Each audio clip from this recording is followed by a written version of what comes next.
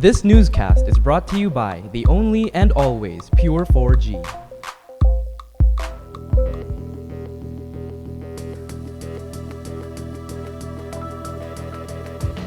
Today on Rappler.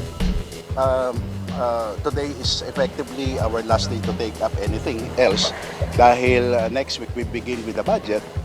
The House of Representatives suspends deliberations on the reproductive health bill to prioritize the budget.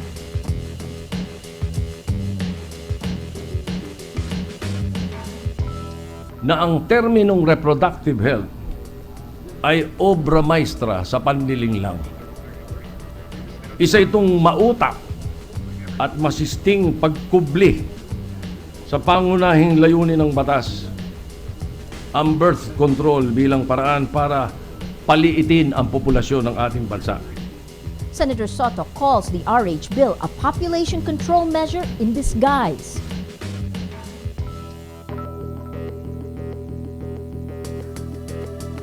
Barack knows the American dream because he's lived it. And he wants everyone in this country, everyone, to have the same opportunity no matter who we are or where we're from or what we look like or who we love. And at the Democratic National Convention, Michelle Obama describes her husband, a president in touch with ordinary Americans.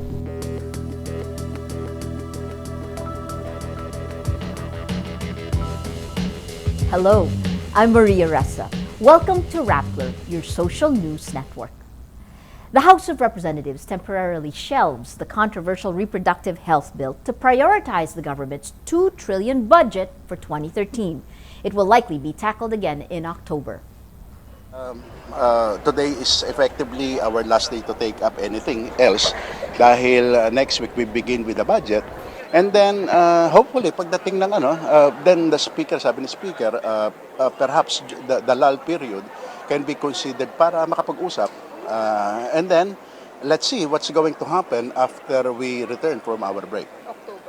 October na yun.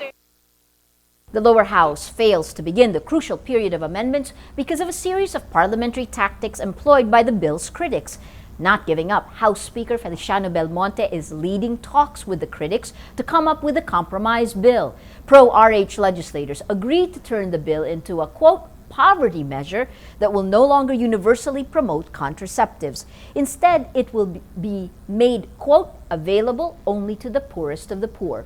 But the first meeting on Wednesday was not so successful. There is a proposal to be able to organize a technical working group composed of the executive, the legislative, and the Catholic bishops of the Philippines, the CBCP. And that is a good step that we have a dialogue. There are some good provisions here, but we still believe that there are provisions that have to be taken out. Like the promotion of modern family planning, meaning contraceptives, to be promoted by the state. We are against that because that is against the doctrine of the Catholic Church. House Majority Leader Neptali Gonzalez says they will sit down with a number of bishops in their next meeting to discuss the new set of amendments. In the third part of his Turno en Contra speech, Senator Tito Soto calls the RH bill a population control measure in disguise. He also debunks the view that the population boom is the cause of poverty. Soto says the country is not overpopulated and the solution to poverty lies in providing jobs, livelihood, information, and education to the poor. Ang terminong reproductive health ay obra maestra sa panlilinlang. Isa itong mautak at masisting pagkubli sa pangunahing layunin ng batas, ang birth control bilang paraan para paliitin ang populasyon ng ating bansa. Kung gagamitin natin ang katiting na resources na lamang natin sa birth control, magsusulong tayo ng di kanais-nais na epekto ng depopulasyon. There have been strong reactions to Tito Soto's speech this afternoon. Check them out on Rappler.com. Communications Secretary Ricky Carandaon says Interior and Local Government Undersecretary Rico Puno keeps his current position, at least for now. Rumors are circulating that Puno will be taken out of the DILG when incoming Interior Secretary Mar Rojas takes over the department. President Benigno Aquino appointed Rojas to replace the late Jesse Robredo, who died in a plane crash. Canandang says once Rojas takes over the DILG, quote, he will be able to choose his people and Puno may lose his position. Rojas told reporters Friday that Puno had another assignment waiting for him. Reports say Puno may be moved to the Department of Agriculture or Clark Development Authority. More than 100 members of breakaway group Bangsamoro Islamic Freedom Movement are charged with murder over the series of attacks in Mindanao and North Cotabato in August. The Criminal Investigation and Detection Group files murder cases against BIFM leader Ameril Umrakato, Muhammad Ali Tambaco, Bahrudin Silongan, Kagi Karialan, spokesman Abu Misri Mama, and 109 other members. The case comes after successive attacks on the army last August 5, killing 5 soldiers and displacing more than 40,000 residents. The Moro Islamic Liberation Front confirms the group is in talks with its former members in the Bangsamoro Islamic Freedom Movement to encourage them to return to the MILF. Spokesman Von Al-Haq says the MILF seeks to restore law and order in provinces where both forces are deployed. But BIFM spokesperson Abu Misri Mama says they have no plans to return to the MILF. The BIFM broke away after serious disagreements on the MILF's peace talks with the government. After weeks of clashes, BIFM troops declared a temporary halt in its attacks to allow peace talks between the government and the MILF to resume. The Philippines is among the countries that show the most improvement in the 2012 Global Competitive Index. The Philippines jumps 10 notches to rank 65th among 144 countries in 2012. This is the second consecutive year the Philippines climbed 10 places in the global index since it entered the World Economic Forum in 1994. The WEF says the Philippines made, quote, important strides in improving competitiveness. It highlights the macroeconomic environment, saying it represents one of the strongest aspects of the Philippines' performance. But the WEF notes many weaknesses need to be addressed, particularly in infrastructure. Young people across Southeast Asia, including those in the Philippines, may find it harder to get jobs. The International Labor Organization projects youth unemployment in Southeast Asia to reach 13.1% this year, 13.5% next year, and as much as 14.2% in 2017. The ILO says the euro crisis may have a spillover effect on emerging economies in Asia. The group adds lack of opportunities causes young people to drop out of the labor force. New UN Arab League envoy Lakhdar Brahimi calls for a united stance from the international community over war-torn Syria. He says the death toll is staggering and the suffering of the people is immense. UN Chief Ban Ki-moon, in his address to the Assembly, denounced countries sending arms to Syria. Meanwhile, Secretary of Foreign Affairs Albert Del Rosario secures the release of another 200 Filipino workers from Syria. He obtains permission for the group to be safely repatriated without paying any exit visa fees or penalties after meeting with Syrian Presidential Advisor for Political and Media Affairs Dr. Butaina Shaban and Foreign Minister Walid Al-Mualem. Michelle Obama draws a sharp contrast between her husband and presidential rival Mitt Romney in a convention pitch to U.S. voters.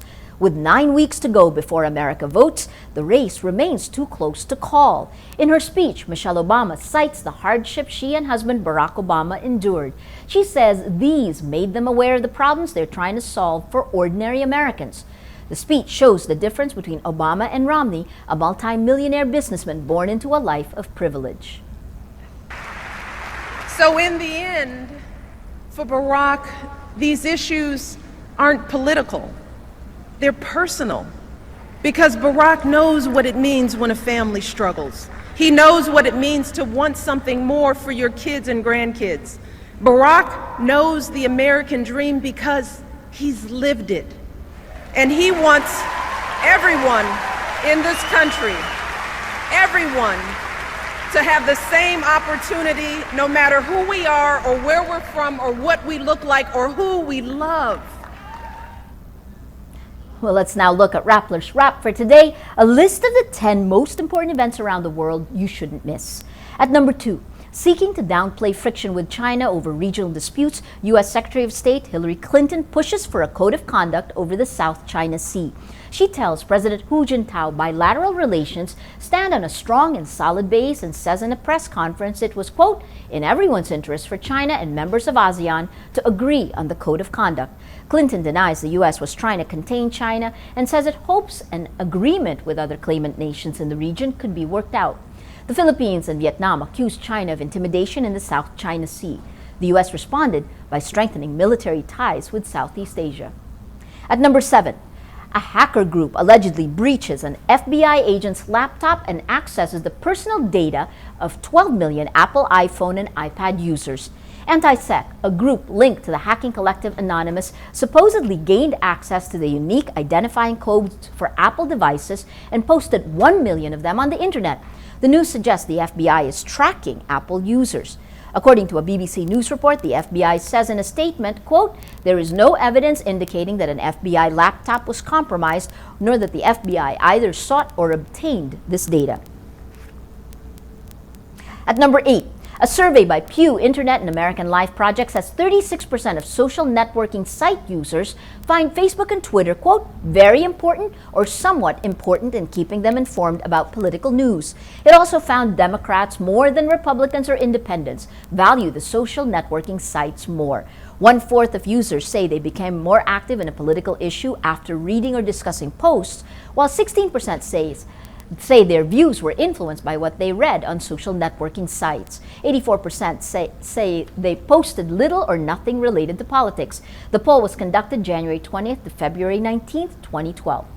And at number 10, the iPhone 5 may be unveiled on September 12 if Apple's press invites are any indication. With a prominent number 5 image accompanying the number 12 on the press invitation, the event is undoubtedly when the new Apple phone will make its debut. San Francisco's Yerba Buena Center for the Arts, Apple's usual choice for product announcements, will be the same venue for the unveiling. The new iPhone is expected to have a larger screen, be thinner, and have Apple's new mobile software, iOS 6. The Apple invitations bore the cryptic message, it's almost here. For the full top 10, visit Rappler.com's The Wrap. When storms and monsoon rains dump a lot of water on Metro Manila, there's a way to get less flooding and the waters can subside faster. The key is rehabilitating the esteros of Metro Manila. Carlos Santamaria reports. Nino, 33, lived in Estero de Paco his whole life. Like everyone, he dumped garbage into the river until he realized the area was turning into a huge toilet.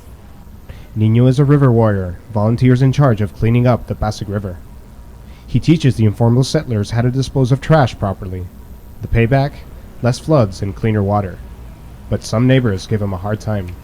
Pinakamahirap na dinadanas namin na yung lait-laiting kami ng mga tao na nakatira rito kasi po hindi po nila alam ang kahalagahan ng pagiging malinis ng kapaligiran at ng estero.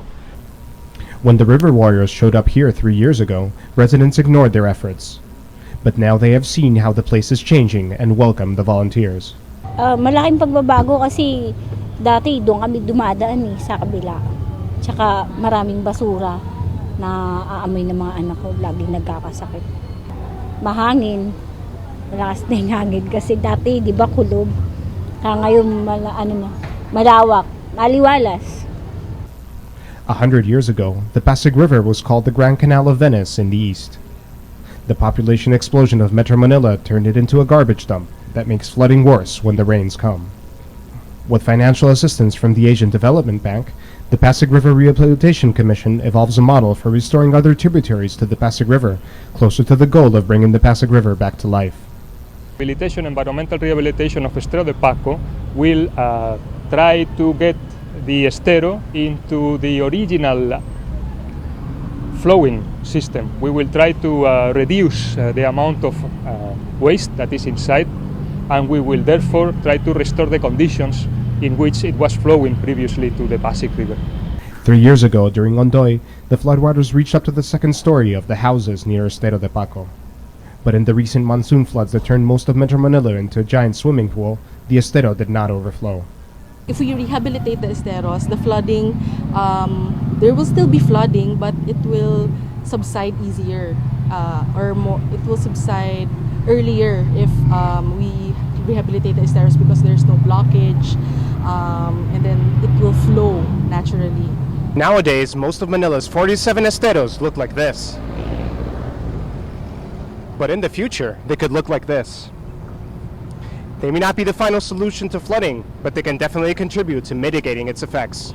Carlos Santamaria, Rappler, Manila. Every story on Rappler has its own mood meter, which gives you 8 emotions to choose from. Vote on how you feel, and that vote will be pulled together by the Mood Navigator on Rappler's front page. It will choose the top 10 stories that have gotten the most number of votes and will crowdsource the mood of the day. If you take a look, 6 of the 10 stories today in the top 10 all have to do with the RH bill. Just last night, RH bill and the wrath of Rufus Rodriguez, which was a delaying tactic according to pro-RH bill supporters, 80% angry, 14% amused. And ongoing, the government church to draft compromise RH bill, 51% angry. And to take a look why, you hear from E.S. Viege, who wrote, "What happened to separation of church and state? Tusk." 43% annoyed. And reason why, Jeff Anglo de la Cruz says this is a sectarian move. How about the other faiths? Those votes for annoyed go towards the mood of the day. Today, most people are annoyed. Well, that's Rappler's Newscast for today, Wednesday, September 5, 2012. Visit Rappler.com and watch our newscast Monday to Friday. Vote on the mood meter, tell us how you feel, and help us crowdsource the mood of the day. I'm Maria Ressa.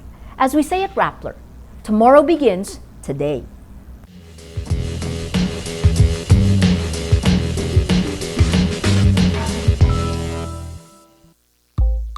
This newscast is brought to you by the only and always Pure 4G.